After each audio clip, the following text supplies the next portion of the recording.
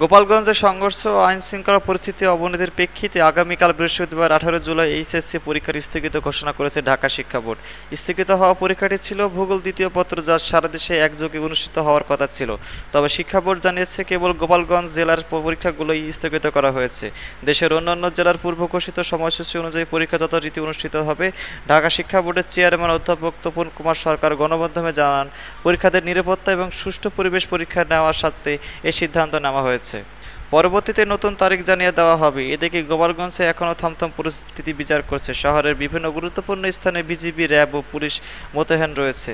পরিস্থিতি নিয়ন্ত্রণে রাখতে সন্ধ্যা ৬টা থেকে সকাল ৮টা পর্যন্ত কারফিউ জারি করা হয়েছে। শিক্ষা বোর্ড জানিয়েছে, পরিস্থিতি স্বাভাবিক হলে দ্রুত স্থগিত হওয়া পরীক্ষার নতুন তারিখ প্রকাশ করা হবে। পরীক্ষার্থীদের অনুরোধ করা হচ্ছে আতঙ্কিত না হয়ে বোর্ডের পরবর্তী ঘোষণা অপেক্ষা করতে। এইচএসসির পরীক্ষার আপডেট পেতে আমাদের সাথেই থাকুন।